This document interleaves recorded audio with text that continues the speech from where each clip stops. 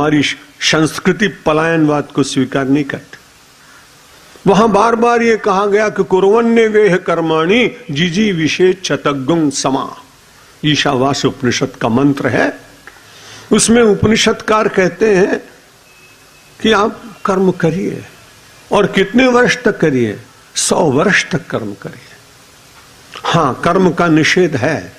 कर्म करते करते कर्म के प्रति वास्तविक वैराग्य अंतर से उत्पन्न हो जाए तो वो संन्यास आश्रम की बात है। ब्रह्मचारी, गृहस्थ और वानप्रस्थी को तो निरंतर कर्म में रहना चाहिए। सन्यासी के लिए कर्म का निषेध कुछ आचार्यों ने माना है।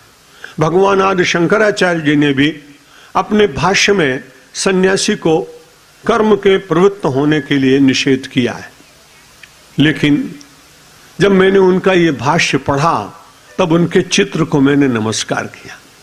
मैंने कहा, आपने सन्यासी को कर्म का निषेध लिखा, ये बड़ी अच्छी बात, लेकिन मेरे आचार्य 8 वर्ष की आयु से लेकर 32 वर्ष की आयु तक आप तो स्वयं ही कर्म करते रहे। इतने मठों की स्थापना की, इतने 6 अखाड़े बनाए, इतने संतों को उपदेश दिया, एकांत में बैठकर साहित्य की सर्जना की, शास्त्रार्थ करने वालों को शास्त्रार्थ में हराया और शस्त्रार्थ वालों के लिए नागा बाबा तैयार किए और उनका बदला चुकाने के लिए उनको खड़ा कर दिया। जिन लोगों ने अपनी संस्कृति को मानना बंद कर दिया था उनको इस देश की सीमा से बाहर फेंक दिया।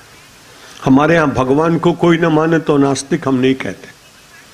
कई ऐसे दर्शन है जो ईश्वर को नहीं मानते। तब हमारे यहां व्याख्याकार ने कहा, नास्तिक कौन है? नास्तिको वेद निंदका।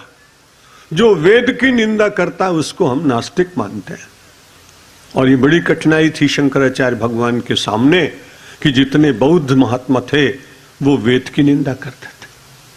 तो उन्होंने कहा कि अब तो बड़ी कठिनाई में सन्यासी हूं, मेरे मन में रोष जगना नहीं चाहिए, लेकिन मन को सुस्थिर करने के बाद कर्तव्य बुद्धि से और कहीं पर कोई छोटी मोटी हिंसा करनी पड़े, अहिंसा के रक्षण के लिए जो हिंसा की जाती है वो अहिंसा के अंतर्गत आती।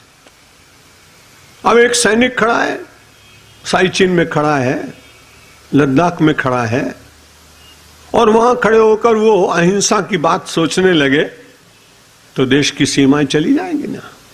वहां उस समय तो उसको जितने लोगों को मारेगा उतना ही अधिक पुण्य मिलेगा, और पुण्य तो बाद में मिलेगा, लेकिन उसके बाद 26 जनवरी को उसको अशोक चक्र मिलेगा, महावीर चक्र मिलेगा, उसको पुरस्कार मिलेगा। हिंसा की, अब कोई आदमी कहे उसने इतने आदमियों को हिंसा की उसको पुरस्कार मिला। अहिंसा का रक्षण करने के लिए जो हिंसा की गई वो अहिंसा के अंतर्गत ही आती है। इसलिए जो लोग ऐसा माने, गीता सुनते सुनते या उस साधु को, सन्यासी को वैराग्य इतना चढ़ जाए, अच्छी बात है, लेकिन भगवान आदि शंकराचार्य ने कितना उपकार किया है, इतना कोई कर नहीं सकता।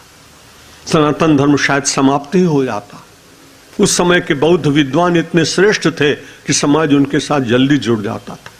जगह जगह स्तूप बन गए थे।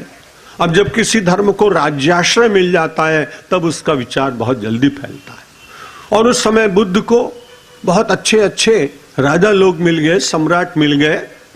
इस सारी भूमिका के बीच में कितना कठिन रहा होगा पैदल चलकर चलना, अपने विचारों से लोगों को प्रभावित करना, अपने विरोधियों को। स्वयं सन्यासी इसलिए नहीं कर सकते, इसलिए अपनी एक सैन्य दल दूसरा तैयार किया गया और वो उनका निषेध करता था।